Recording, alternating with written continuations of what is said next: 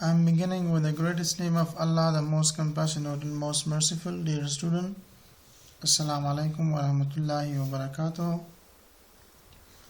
I am glad to be here once again for presenting the lecture number 22 of the subjects of environmental health, and I hope that everyone is fine and healthy along with your all sort of daily lives activities and family members. And let's once again thanks Almighty Allah for being fine and healthy so far, that we are ready to make sure that we can help these nations in the field of academics. So as you better know that the situation has now come to the normal and the regular class will also begin. Inshallah, the things will we will try our best to make it clear and more conceptual once the regular classes started, and everything will be discussed in details. But so far as there is no classes, we are going to try our best in order to deliver the lectures online, and you have this lecture on your home, that you do not waste the time of this lockdown and quarantines. As you better know that health is the wealth, and it's the major and fundamental rights of the basic rights of every humans that is living around the globes. So health is a social phenomenon. It is the greatest investment for humans. So for that reasons, the humans who are facing with a major detrimental harmful diseases and some other environmental health issues that is affecting the normal life and activity of humans, and the productivity of humans become less, and that is almost affected by the environmental diseases or environmental problems. So for that reason, it is very much important, if not being as a medical students or as a doctor, but as a common persons, as a common human being, we have to know at least something about the health of about our health and some of the environmental issues or environmental health diseases that is affecting our day-to-day life. So we have to make ourselves aware about all these phenomena and make sure that in future we wouldn't have such kind of problems, either individual on the individual basis, on group life basis in the societies. So we will make it sure as well that we are passing a very pleasure moments of our life with a healthy body and healthy sound mind. So for that reasons, it is very much important for every one of us that at least to understand how to have a better life while living in this particular geographical area. So for that reasons, there are some communicables and non-communicable diseases. We have to understand that what are the communicable diseases are those that is transforming, that is transmitting from one person to other, from animal to humans, from human to animals, and from environment to humans, and from human to environment. It too happens in our daily life, so that is communicable disease. Now, what are the list of communicable disease? We have to know all in each one in order to make ourselves prepare for those communicable disease to fight and struggle about it. Besides this, what are the non-communicable disease? So what are the number of non-communicable disease? How it do happens, and what strategy and policy and management strategy we must have it for that we to prevent this non-communicable disease as well. So we will be discussing some of the important. There is a lot of communicable and non-communicable disease, but what is most important for us, we have to know about it. For the reason today we're talking about the dengue fever or dengue fever. دا چې موږ او تاسو منهاج د یو انسان په دې باندې باید پوه شو چې کوم هغه انتقالیدونکي یا ساري امراض یا هغه امراض چې ساري نه دي، د دې جملو څخه کوم مرضونه دي، باید په دې باندې موږ تاسو ځان پوه کړو. او د دې پوهېدل نه تنها یو ډاکټر یا د محصل د طب ته بلکې یو عام انسان ته هم ضروری ده تر څو دوی په ټولنه کې د داسې امراضو څخه ځان وساتي چې هغه هم فرد ته او بیا فرد په خپله په ټولنه کې د نورو مشکلاتو د ایجادولو باعث کېږي. نو په دې اساس باندې بعضې امراض دي باید په دې باندې موږ تاسو ځان پوه کړو چې د هغه د جملې څخه موږ تاسو نن د ډینګ فیور په نامه یا ډینګ فیور په نوم باندې بحث کوو چې دا ډینګ فیور څه ته وایي او د څه نه پیدا کېږي او د دې مخنیوی باید څنګه وشي. So dengue a major global health problems دغه یو نوه تبه ده چې د یو قسم د ډینګ په نوم باندې چې وروسته په دې باندې موږ تاسو بیا بحث کوو. غوماشې ده یو ماشې ده چې کله انسان دا وچیچي نو د انسان ته یو قسم تبه پیدا کېږي چې هغه تبه چې رامنځته کېږي هغه ته ډینګ فیور موږ وایو چې نن سبا دغه تبه یا ډینګ فیورز یو ډېر غټ نړیوال صحي مشکل ایجاد کړی ده. لکه موږ چې وایو ډینګ in recent year has become a major international public health concern. So dengue is found in tropical and subtropical regions around the world, predominantly in urban and semi-urban area. په دې اوسنیو وختونو کې په دې نږدې وختونو کې دغه د ډینګ فیور چې د یو ډېر نړیوال د صحت یابي یو غټ مشکل ایجاد کړی ده د نړۍ په سطحه باندې چې معمولا دا په تراپیکل او سب تراپیکل علاقو کې ډېر زیات پیدا کېږي چې معمولا هغه ساحې چې هغه ښاري ساحې وي یا نیمه ښاري ساحې وي نو په دې کې دغه ماشي ډېر زیات پیدا کېږي چې بیا د ماشي د چیچلو د وجې نه د ډینګ فیور رامنځته کېږي. دې ته موږ ډینګ هیموراجیک فیور هم وایو چې a potentially lethal complication was first recognized in 1950 during the dengue epidemics in the Philippines and Thailand. په اول ځل دپاره د دې چې کوم هغه وژونکي اختلاطات وپېژندل شول هغه په 1950 کال کې چې کله اول ځل دپاره دغه غوماشي یا دا ماشي په فیلپاینس د مانیلا په ښار کې او تایلند کې د اپیډمیکس په شکل سره رامنځته شو را پیدا شو هلته. But today DHF یا dengue hemorrhagic fever affects most Asian countries and has become a leading cause of hospitalization and death among children. خو نن سبا همدغه د ډینګ فیورز یا DHF چې دا اکثره آسیایي ملکونه ته خپل تحصیل لاندې راوستلي دي او اکثره انسانان په دې مجبور شوي تر څو هغوی په شفاخانه کې بستر شي او ډېری انسانانو چې خپل ژوند د لاسه ورکړی ده معمولا چې ماشومان دي هغه د دې ډینګ فیور د وجې نه.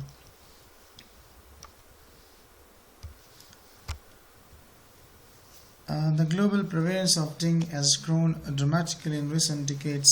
The disease is now endemic in more than 100 countries in Africa, the America, the Eastern Mediterranean, Southeast Asia and the Western Pacifics. طوری که ما میگیم سرایت این مرض به سطح جهانی بسیار به شدت در انمی اواخر پخش شده که معمولا یا ما میتونیم که در 100 مملکت در جهان که هستند به شکل اندمیک پیدا میشه این مرض و سرایت کرده مثل افریقا مملکت های افریقایی هستند امریکا هستند مدیترین سواحل مدیترین هستند ساوت ایست ایشیا خود آسیا هستند و ویسترن پسیفیک که معمولا سرایتش یا پریویلنسش تا به اینمی مملکت ها رسیده. Southeast Asia and the Western Pacific are more seriously affected. درمیانی ساحاتی که بسیار آسیب زده است از دست این ویروس چون این ویرال دیزیز هستند انتقال می‌یابد از یک نفر به نفر دیگه. طبعا امی ساحات ساوت ایست آسیا و همچنان ویسترن پاسیفیک که هستند بسیار آسیب زده هستند. Before 1970, only 9 countries had experienced DHF epidemics, a number that had increased more than fourfold by 1995. صرف در 1970 پیش از این سال 1970 صرف 9 مملکت‌هایی بود که مصاب این تکلیف شده بودند و یک این تکلیف را و این مرض را تجربه کرده بود. خب بعد از او تقریبا در 1995 که بود 4 گونه، یعنی 4 گونه ای چی شد، زیاد شد. یعنی 4 اگر میگیم که مثلا 4 دفعه ادی مرض در آنها مملکت ها چی شد، زیاد شد. Some 25 million people, 2/5 of the world's populations are now at risk from dengue. تقریبا ما اگر بگیم 2500 میلیون انسان ها که دو قدر 5 اینمی دنیا نفوس که هستند از در خطر اینمی دنگ فیور هستند، در خطر اینمی پشکی هستند توسط اینمی که باز انسان تب و لرزه داشته می باشد، برای انسان در خطر هستند. WHO currently estimate that there may be 50 million cases of dengue infection worldwide every year. د صحت نړیوال سازمان چې دا اوس هغوی تخمینا چې کوم تخمین کړی د چې هر کال مثلا د ټولو دنیا په سطح باندې تقریبا 50 میلیونه د دې هغه دوسیه او قضیه به هر کال رامنځته کېږي چې د دې چې د هغه علت به ډینګ فیور وي، چې د دې ډینګ فیور د وجې نه انسانان 50 میلیونه انسانان هر کال په دې باندې مصاب کېږي. In 2001 alone there were more than 609,000 reported cases of dengue in Americas. تقریبا په 2001 کال کې تر دغه اندازې پورې چې کوم کیسونه، کومې دوسیې، کومې قضیې، کومه شفاخانو ته راغلي د دغه مرض په امریکا کې وو، of which 15,000 cases were dengue hemorrhagic fevers، چې د دې ټولو نه تقریبا 15,000 یې صرف د ډینګ فیور تکلیف د وجې نه دغه کیسونه جمله متشکله شوې وه. This is a greater than double the number of dengue cases which were recorded in the same region in 1995. Not only is the number of cases increasing as the disease expands into new area, but explosive outbreaks are occurring. In 2001, Brazil reported over 39 lakh cases, including more than 670 cases of DHF. So if we see distribution Western Hemisphere, so you can see in this map that how much it is widely affected the most of the population area. So due to this disease, you can see in this map, as well as if you see the distribution of dengue Eastern Hemisphere, at least again you will understand that most of the area that has been affected by the dengue fevers. So an estimated 55 lakh cases of DHF require hospitalization each year, of whom a very large portions are children. تقریبا تخمینا کومنګو یو 15 لک کیسونه خپل د DHF د وجې نه انسانان هر کال په شفاخانو کې بستر کیږي چې ډیری د دې ماشومان وي. At least 2.5% of cases die، چې د دې کې تقریبا بیا دغه ډیری ماشومان د جملې څخه 2.5% کیسونو کې دغه ماشومان خپل ژوند د لاسه ورکوي. Although case fatality could be twice as high. Without proper treatment, DHF case fatality rates can exceed 20%. With modern intensive supportive therapy, such rate can be reduced to less than 1%. So the spread of dengue is attributed to expanding geographical distribution of the 4 dengue virus and of their mosquito vector, the most important of which are predominantly urban species Aedes aegypti. د دیو سرایت او د دیو هغه خورېدل د دغه ډینګي ماشي چې دا نظر په تقسیمات د جغرافیوي او ساحو باندې کېږي چې د سلور نوه ډینګي وایرس ډینګي فیور وایرس موږ لرو چې دغه سلور نوه ماشي چې دي بیا هر یو په هر یو خاصه ساحه کې پیدا کېږي. نو چې په دې کې زیات چې کوم هغه قوي دی هغه ایډیس ایجپټي په نوم باندې یادېږي. A rapid rise in urban population is bringing greater numbers of people into contact with these vectors. دا چې د ښاري نفوس ورځ تر بله زیاتېږي، نو همدا د دې باعث شوی ده چې د دغه کیسونو او د دغه مرضونو هغه تعداد هم زیات شي، ځکه د تماس د انسانانو سره زیات وي، especially in areas that are favorable for mosquito breedings. معمولا په داسې ځایونو کې چې هلته د دغه ماشي د نسل د زیاتېدلو امکانات زیات وي. For example, where household water storage is common and where solid waste disposal services are inadequate. دا چې معمولا په هغه ځایونو کې چې د انسانانو ژوند کوي د هغوی د ټولو انسانانو د اوبو سټوریج سیستم چې دا هغه یو وي په شریکه وي او همدارنګه د دې چې کوم فضله موادو بیکاره او د منځه وړلو چې کوم سیستم دا په ناکافي شکل سره په درست شکل سره نه وي نو دلته هم د دغه ډینګ فیور د ماشي پیدا کېدل په داسې ساحاتو کې د دې زمینه برابروي چې دغه ماشي زیات شي امکانات زیات شي چې مثلا پیدا شي او د نسل کشي هلته زیاته شي. In Asia and America, the Aedes breed primarily in man-made containers like earthenware jars, metal drums, and concrete cistern used for domestic water storage. Discarded plastic food containers, used automobile tires, and other items that collect rainwater. معمولا په آسیا او امریکا کې چې کوم د دغه ماشي چې اډیس ماشي د دې نسل زیاتېدنو وجم د خپل انسان هغه سیزونه یا هغه لوښي چې انسان جوړ کړی دي او دی پکې اوبه ساتي نو انسان په لاس جوړ شوي سیزونه چې په هغه کې دوی اوبه ساتي په همدغه اوبو کې چې شاید د دغه اډیس غوماشي د نسل د زیاتېدو یو باعث هم ګرځېدلی وي لکه ارتن ویر جارز هغه لوښي چې موږ تاسو د خټو یا خټین لوښي چې دي د هغه څخه موږ تاسو جارز جوړو مرتبان جوړو جګ جوړو داسې نور څیزونه جوړو همداسې میټل ډرمز دي موږ سره فلزي ډرمونه دي همداسې کنکریټ سیسټن یوز فار ډومestic واټر سټوریج یا هغه چې موږ تاسو د کانکریټ څخه د سیمنټ څخه داسې دیوالونو داسې لوښي جوړو یا داسې چې هلته اوبه پکې جمع کېږي چې د دې هم یو لامل د دغه ماشي د نسل د زیاتېدو لپاره یو زمینه سازي کوي.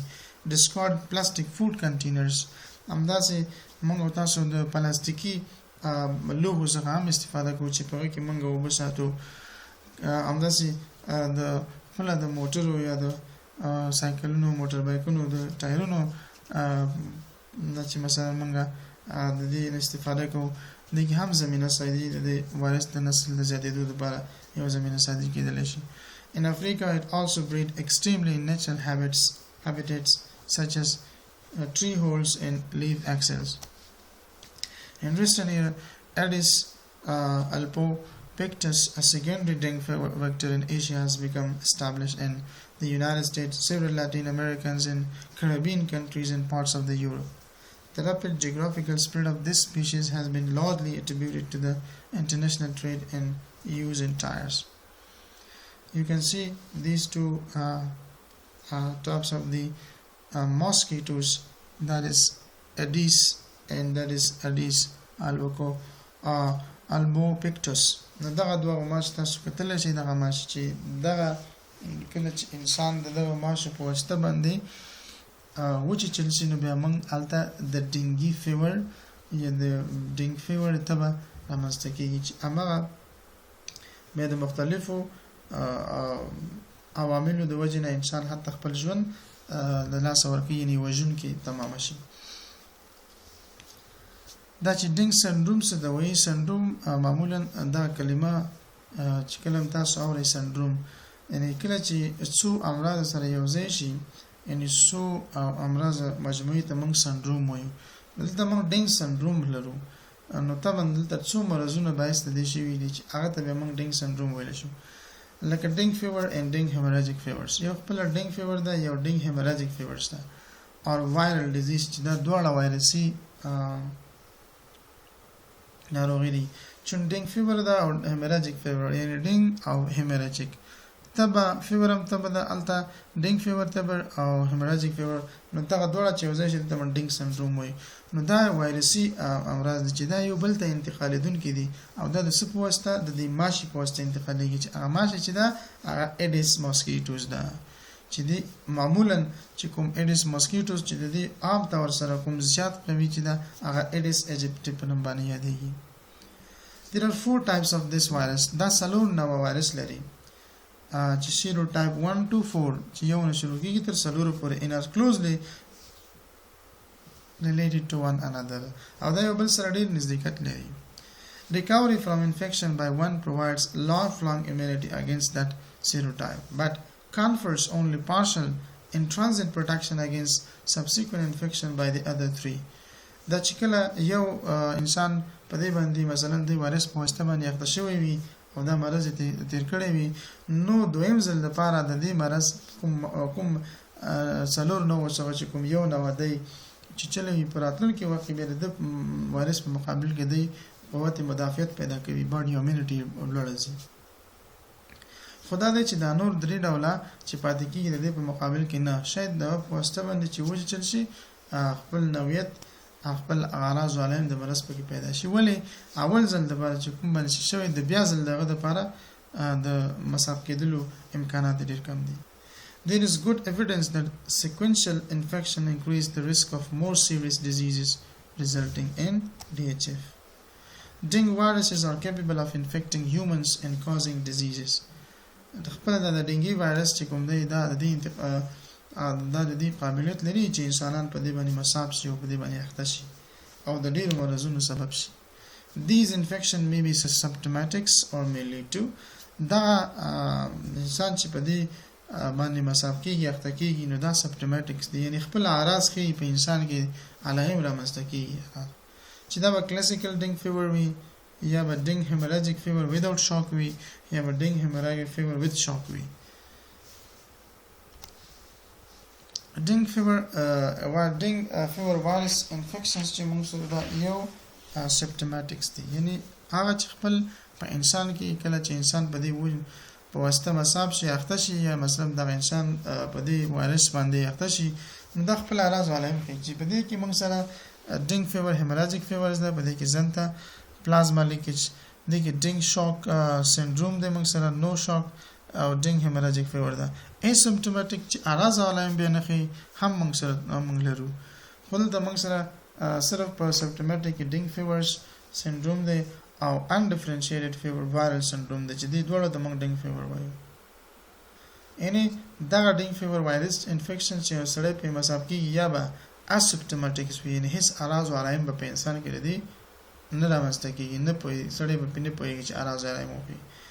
ولې په سیمپټوماتکس کې بیا د دې اعراض علائم خي ان انسان کولای شي وګوري. اوس راځو موږ کلاسیک ډینګ فیور چې دی هغه د دې ریزروایر بوت man and mosquitoes دی. ریزروایر مطلب دغه ډینګ فیور چې کوم وایرس ده د دې مخزن د دې ذخیرهګاه کوم یو څوک دی یعنی دا هم په انسان کې او هم په خپل ماسکیټو کې هغه ماش کې دی خپل ژوند کولای شي پاتې کېدای شي. The mosquito become infected by feeding on the patient from the day before onset to the 5th day of the illness. دغه ماشه چې کوم مصاب شوی ده په دغه وایرس باندې اخته شوی ده او feeding on the patient from the day before onset of the تقریبا 15 ورځ کې د مرضی د خپل اعراض هم خودلای شي چې د خپل د مریض باندې دغه وایرس ناشته او بقي دغه ماشي مریض ناشته د مریض څخه مثلا تغذیه شوی ده دا وایرس بل انسان باندې کینی هم د هغه مصاب کیږي هم د بل انسان باندې خو معمولا 15 ورځې د دې چې 15 ورځ باندې د دې مرض هغه اعراض علائم رامنځته کیږي. After an extrinsic incubation period of 8 to 10 days, the mosquito become infective and is able to transmit infections. وروسته د دې چې مثلا اتونه تر 10 ورځې پورې چې دغه ماشه ده دا انفیکټیو کیږي او بل اخره دغه انفیکټیو یا مصاب شوی اخته شوی ماشه بيزي دغه مرض نور ته انتقالېږي. The illness is characterized by incubation period of 3 to 10 days. معمولا دغه مرض چې موږ پیژنو دغه مرض د رامنځته کېدلو لپاره موږ درې تر 10 ورځې پورې وخت لرو چې په دې ورځو کې موږ تاسو پوهېدلی شو بیا چې موږ په دغه مرض باندې اخته شوي یو. Once it is sudden with chills and high fever دا چې کله دغه مرض رامنځته کېږي یو دم نو دې کې به چې وي شدیده لړزه به وي انسان ته او شدیده لړزې سره به ډېره عظیمه تبه و انسان سره ولري. Temperature rises د انسان د بدن حرارت په ډېر لوړ تللی quickly as high as 104 فرانهایت او یا 40 سلسیس پورې دغه پورته ځي. With relative bradycardians and hypertensions بل عرض یا علامت چې په انسان کې په یو دم سره را پیدا کیږي موږ دا ویل چې انسان ته به کچې د دغه مریض په دغه ماسکیټوز باندې دی بایټ شوی وي او دی مطلب چیچلی وي دغه انسان کې چې کوم اعراض او علائم را پیدا کېږي دا به وي چې مثلا انسان ته به ډېره شدیده لړزه به وي او تبه به وي بدن حرارت به ډېر لوړې تللی وي 104 فرنهایټ پورې او همدارنګه نسبتا براډیکارډیا یعنی براډیکارډیا د زړه ضربان چې وي دا به ډېر کمزوري وي همدارنګه هایپرټنشن د انسان فشار به ډېر کښته ځي یعنی انسان به کسالت ته ځي انسان به داسې وي چې یعنی کسالت ډېر داسې ضعیف سست فشار به کښته شوی وي نو دا د ډینګ فیور هغه کلاسیک ډینګ فیورز چې کوم اعراض والا هم دي دی ښیي همداسې ریډ اینډ آی د انسان سترګو ته که تاسو وګورئ د سترګې به سرې وي انټنس مسل اینډ جاینټ پینس د عضلاتو او د لاسونو د پښو د بندونو شدید دردونه انسان ته پیدا کېږي a flushing or pale pink rush comes over the face and then disappears همداسې پینک رنګ ته ورته وړې وړې دانې د انسان په بدن باندې البته په مخ باندې را پیدا کېږي چې یو څه وخت بعد دا بیا د منځه ځي د ګلانډز لیمف نوډ زموږ تاسو غدوات چې کوم دي د نیک او زموږ تاسو غدې دي زموږ تاسو په غاړه کې دا غدې چې دي دا چېږي غټېږي and grown are often swollen او زموږ تاسو په دې اورنونو کې چې کوم لیمف نوډز دي دا غټېږي لکه غټې غټې تیږي یا غټ غټ بالونه غونته زموږ تاسو په دې اورنونو کې دغه را پیدا کېږي هغه پړسېږي Fever lasts 2 to 4 days, rarely more than 7 days. دغه تبه تقریبا 2 تر 4 حتی تر 2 ورځې پورې به انسان تبه لري. Recovery is complete. Case fatality is very low. نو کله چې انسان د دې څخه شفایاب شي ریکوري رامنځته شي نو همدارنګه بعضې بیا د دغه چې کوم د وژونکو هغه کیسونه چې ده یعنې انسان په دې کې بیا مړینه ډېره کمه رامنځته کېږي. بل موږ سره ډینګ هیموراجیک فیورز دی. ډینګ هیموراجیک فیور is a more severe form of the viral illness is caused by more than one dengue viruses. It is due to double infection with dengue virus. The first infection sensitizes the patient and the second appears to produce immunological catastrophe. Manifestation of it includes دا چې ډینګ فیور چې دا ډیر هغه د هغه شدید ډینګ هیموراجیک فیور شدید چې دی ډیر شدت چې ډیر سخت مضر چې دی هغه ډینګ هیموراجیک فیورز دی چې دا د څو ویروسي امراضو یو شکل دی او دا په څو دا د یو نه بلکې د څو ویروسونو مجموعه ده چې په دې مجموعې د وجې نه ډینګ هیموراجیک فیور رامنځته شوی.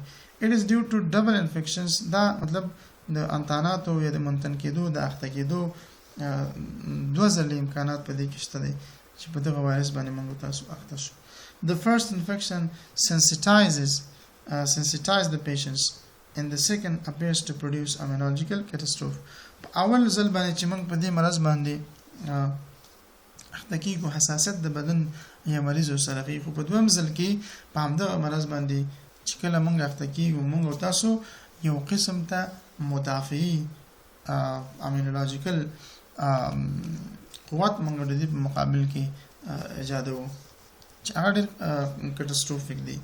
د دې مانیفیسټیشن به څنګه وي یعنې مطلب دغه ډینګ هیموراجیک فیور موږ تاسو څنګه وپېژنو چې دا انسان په دغه مرض باندې د دغه ماشي په واسطه باندې شوی ده نو په هغه انسان کې به څه تظاهرات رامنځته کېږي یعنې ظاهري شکل سره موږ د دې کلینیکي هغه منظره چې وګورو مریض به د څه شي نه یعنې د انسان به د څه شي نه شکایت کوي هیډیک سردردي به لري های فیور لوړه تبه به لري continuous and lasting to 2 to 7 days حتی دغه تبه به له 2 نه اله 2 ورځې پورې دغه دوام مومي.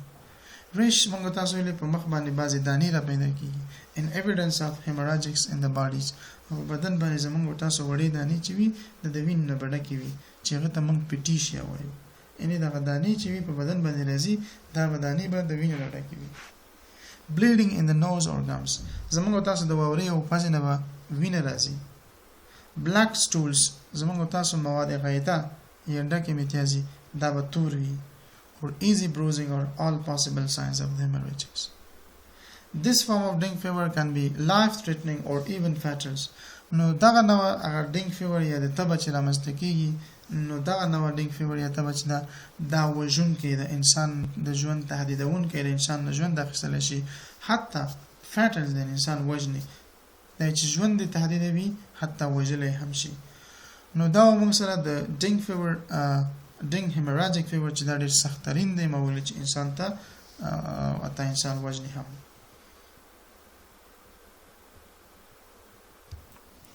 نو دا زموږ د نن ورځې درس، دا چې تر بیا موږ تاسو یو ځل بیا سره مخ کېږو.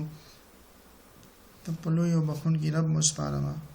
خوشحاله ژوند ولرئ، صحتمند اوسئ.